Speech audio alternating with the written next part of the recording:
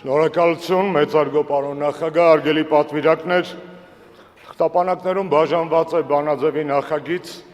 արդեն ստացել ենք մի շարք առաջարկություններ, թույլ տվեք ելույթս նվիրել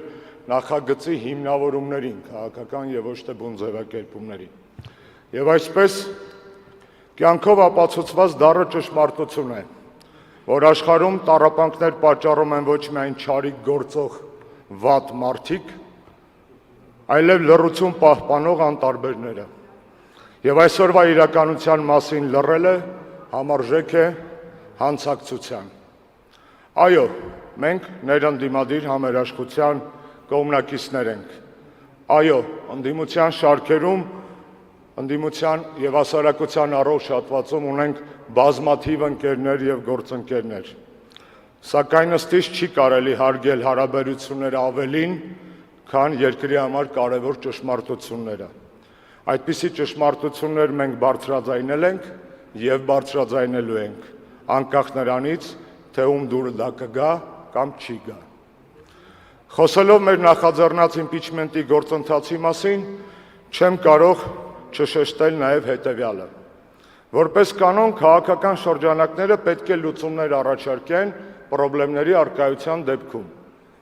Բայց ունեմ կայուն տպավորություն, որ որոշ մեր գործընկերներ ոչ թե լուծումներ են առաջարկում խնդիրների համար, այլ խնդիրներ են առաջարկում լուծումների համար։ Եվ սա մի քիչ անհասկանալի էր։ Այս առիթով թույլ տվեք հիշեցնել ճապոնական մի ասացվածք, իմպիչմենտի առիթով։ Ճապոնացիները ասում են. կյանքում այդ քո թուրը քեզ մի անգամ կարող է պետք գալ, բայց եթե դրա կարիքը ունենաս եւ ուզում ես թրից օգտվել, պարտավոր է սաղ կյանք այդ թուրը հետըտման տալ։ Իմպիչմենտը կարծում եմ դրա նման մի բան է։ Կարող է մի անգամ պետք գալ եւ մենք պարտավոր ենք դա մշտապես մեր կողքին պահել։ Եվ մենք հավատում ենք մեր պայքարի հաջողությանը։ Մենք հավատում ենք Հայաստանի եւ հայ ժողովրդի ապագային։ Հավատում ենք, թեպետ այսօր շատերս այդ ապագան չենք տեսնում կամ դժվար ենք տեսնում։ Սակայն ինչպես կասեր Օգոստոս Երանելին, եկեք այսօր հավատանք նրան, ինչը չենք տեսնում, ու աշխատենք դրան հասնելու համար, որպեսզի տեսնենք մի օր այն, ինչին հավատում ենք։ Եվ սա է, կարծում եմ, մեր քաղաքական պայքարի համար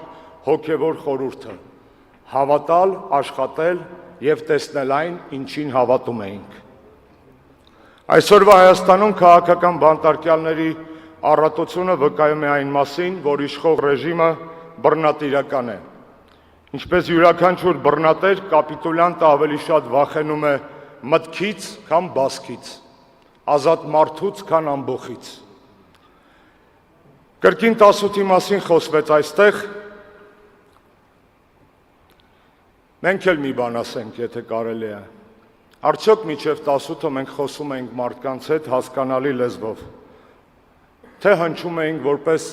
ամեն ինչից տեղյակ զայրացած գիտուններ, որոնց մի օր սկսեցին պարզապես չլսել։ Եվ 18-ին մենք կորցրեցինք իշխանությունը, իսկ ժողովուրդը պետությունը, մի պարզ պատճառով, որովհետև եւ մենք, եւ ժողովուրդը կարծում էինք, որ այդ ամեն ինչը ինքըստինքյան է։ Կներեք ոչ հայերեն բառից համար նաղդ է, պարզվեց ոչ իշխանությունն է նաղդ, այդ հələ մի կողմ, ոչ էլ ցավոք սրտի պետությունը։ 2023 թվականի սեպտեմբերին Արցախի կորուստը դարձավ կանխատեսված անակնկալ։ Այո, որքան էր իրարամերժ հնչում ձևակերպումս, դա կանխատեսված անակնկալ էր,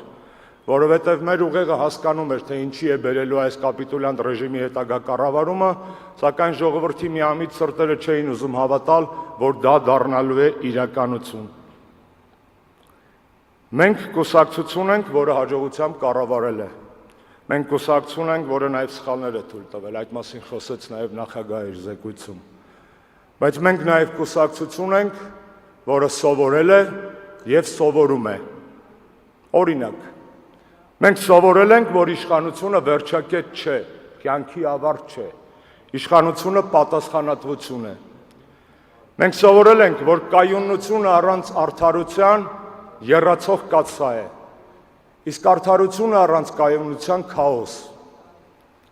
Մենք սովորել ենք, որ հայրենասիրությունը միայն հանրավարակներում դրոշներ ծածանելը չէ, այլ համակարգեր կառուցելը, որոնցից կօգտվի սովորական շարքային քաղաքացի։ Մենք սովորել ենք, որ չենք կարող կառավարել մենակ։ Կարծում եմ պետք է կառուցել գաղափարների եւ ոչ թե հարմարավետությունների կոալիցիաներ։ Մենք պետք է ավելի ձգողական դառնանք, կարծում եմ նաեւ ազնիվ մտավորականների եւ երիտասարդ մասնագետների համար, ովքեր ցանկանում են ծառայել մեր երկրին, բայց հիասթափված են ամեն ինչից եւ ամեն ոգուց եւ դժվարությամբ են վստահում առհասարակ քաղաքական ուժերին։ Մենք սովորել ենք, որ սփյուռքը ոչ այնքան փողի մասին է, որքան նոր գաղափարների, ֆանտաստիկ մարդկանց եւ գլոբալ ազդեցության դարբնոց։ Եվ մենք սովորել ենք, որ հայ ժողովուրդը լավն է, որ ժողովրդին խաբել չի կարելի, արհամարել չի կարելի, անտեսել չի կարելի։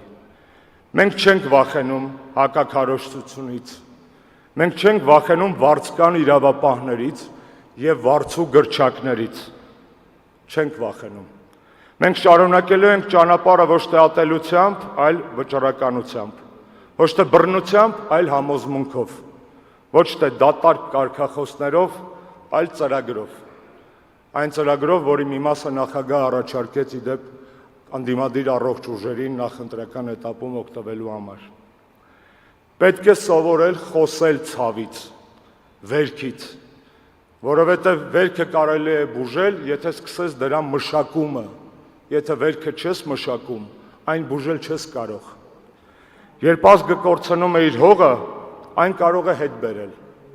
Երբ ազգը կորցնում է իր զավակներին, կարող են ծնվել նորերը, բայց երբ ազգը կորցնում է իր իմաստությունը եւ ինքնապահպանման բնազդը, այդ ժամանակ ազգը կարող է կորչել ընդմիշտ։ Ասում են, որ Աստված երբ ուզում է պատժել մարդուն, նրան զրկում է բանականությունից։ Կարծես թե ազգերի դեպքում նույնպես այդպես կարող է լինել, եւ մեր խնդիրն է դա թույլ չտալը։ 8 տարի է, ինչ փորձում ենք մեզ թաղել, եւ ամեն անգամ մենք ապացուցում ենք, որ կանք, քանզի մարդիկ կարող են գալ ու գնալ, մարդիկ անցողիկ են, արժեքները երբեք, որովհետև հանրապետական կուսակցությունը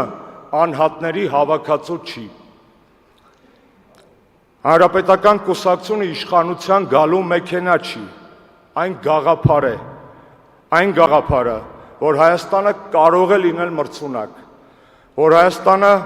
պետք է լինի ազատ եւ Հայաստանը պարտավոր է լինել ազգային։ Այս գաղափարն է, որ պետությունը գոյություն ունի, այն գաղափարը, որ պետությունը գոյություն ունի ազգի համար եւ ոչ թե հակառակը։ Ինչ է նշանակում հանրապետական այսօր։ Ահռելի փորձ առանց կոռուպցիայի, հայրենասիրություն առանց դեմագոգիայի, ուժ առանց ամբարտավանության։ Նայեք այս դահլիճին։ Ես տեսնում եմ երիտասարդ դեմքեր, մարդիկ, որոնք դեռ չէին ծնվել, երբ որ հանրապետականը հիմնադրվում էր։ Ես տեսնում եմ կանանց, ովքեր ստանձնել են առաջնորդություն իրենց ընտանիքներում եւ հանրույթներում։ Ես տեսնում եմ մտավորականների, որոնք հրաժարվել են խոնարհվել այս նոր հերիտիկոսների առջև։ Ես տեսնում եմ նախկին զինվորականների, որոնք կռվել են մարտի դաշտում ու այսօր վերադարձել են կռվի, բայց այս անգամ խոսքով, գաղափարով եւ կազմակերպչական ուժով։ Մենք անցյալ չենք, մենք շարունակությունն ենք, մենք կամուրջն ենք այն Հայաստանի միջև, որ ոչնչացվեց, եւ այն Հայաստանի, որը վերածնվելու է։ Շնորհակալություն։